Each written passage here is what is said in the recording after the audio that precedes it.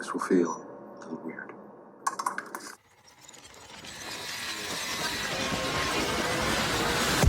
For over a century, and for those of you who don't know what a century is, that's 100 years. We've associated something with something else. Noise equals power. The more power you have, the more noise it's going to make.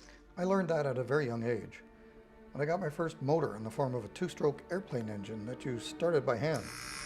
It used a combination of diesel technology and glow plug and two-stroke piston action. But this video is not about motors or how they work, or the history of motors. It's more about how every one of us is used to the fact that movement means sound.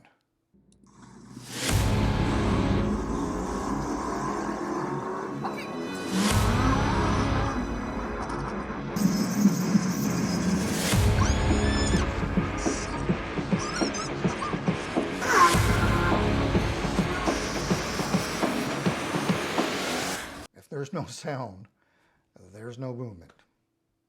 But that's about to change in a huge way.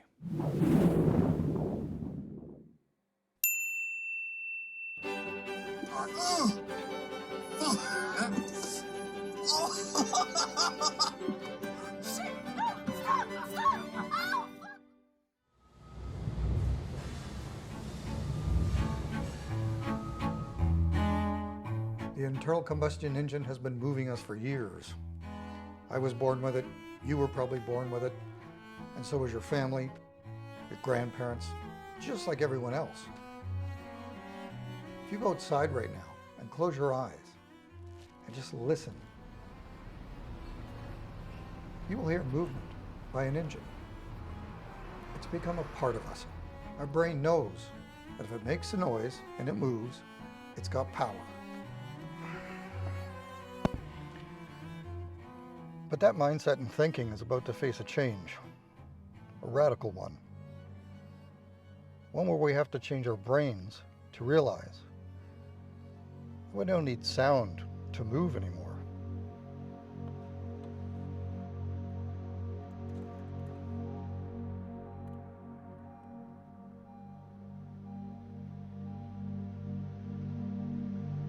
And will we be able to live with that massive change? It's in our blood. After all these years of hearing noise, when we press that pedal, turn that throttle, hear the squeal, hear the roar, and then suddenly not hearing it.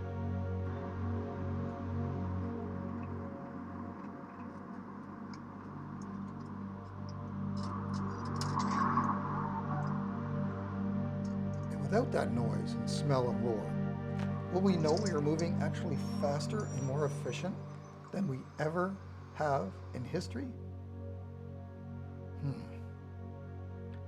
Well, today, I want to find out if my brain could live with it. You know what? It was shocking. When I was younger, I used to play with electric car set, slot cars they were called. They drove around a track, received power by two strips in the middle of the track, and the car followed a slot via a deliver in the front. It had power, you squeeze the trigger, and off it instantly went, with little or no sound, like a small buzz, tiny drill. And what you learned through many crashes was the power was instantaneous, and to control your speed, you literally had to let go of the pedal just to make a turn, or else the car just continued to accelerate off into oblivion. So today I'm going to go from this internal combustion engine to this, a full-sized adult slot car. Totally quiet. This is what we have to actually get used to. No sound. We can hear things. I can hear a lot more now. Sure, the radio's off, but I wanted to hear the car. Unfortunately, electric cars don't have the magic button where press and the light changes for you. That would be nice. The fact that there's going to be no sound, except what you're going to hear is the electric motors under pure acceleration. Plug and Drive are nice enough to, you can book online at Plug and Drive and try a test drive with no pressure to buy, and just drive it. And it's quite nice to experience it, to have people that will show you what the car is going to be like without the pressure of trying to sell it to you when you get back to the dealership. Okay, so I'm just going to pull over here just for a touch, make sure there's nobody behind me. I'm going to get us down to 0 and just press it flat to the floor. 50. That's 70. Okay, we're just going to slow it back down. Now you felt my voice stress there because that was the G-load that I was feeling. This is what I call Star Trek. Star Trek fast. Absolutely amazing. Just press it and listen to that thrust. Man, how could nobody not like this? Sure, there's no roaring sound, but it comes at an amazing price. If you can adjust your brain to realize there's not going to be sound anymore, but there's going to be thrust and there's going to be movement. And there's going to be speeding tickets, so don't be doing this all the time. But oh my God, so nice. Talk about an easy convert. Just let me know.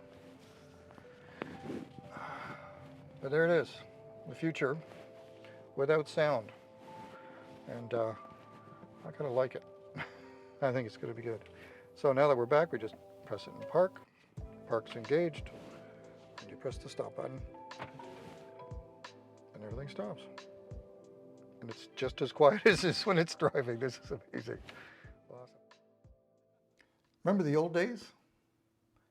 And sound was clip, clop, clip, clop, clip, clop, and off you went with 1 horsepower. Yep, we measured it by the old standard and still do, a horse. And with all these electric cars now, what do we measure it with? We measure them with watts and volts and range. Gas mileage was always a second thought when I bought any of my cars in the past. But now with electric, range is more important, simply because the infrastructure to get the power to the car, to charge it, to make it go, has to grow as fast or faster than adoption grows. I guess it's like the old question, which came first, the chicken or the egg? But in the past, what came first? The car or the gas station? Well, it was the car for sure. The gasoline stations quickly filled the need. And we all know how rich both the car manufacturers and the gas stations currently are right now. But you have to ask yourself something. Will electricity and the production of it actually become the next oil? And can us, who've lived with sound, actually live with the lack of roaring noise every time we get in a car, a train, or on our motorcycle? We'll have to see if our brains can deal with it. If you can deal with it, because it's coming. Faster than we could possibly be ready for. So enjoy the noise while you can, but don't overdo it. You'll just make the change faster. Ride safe. See you.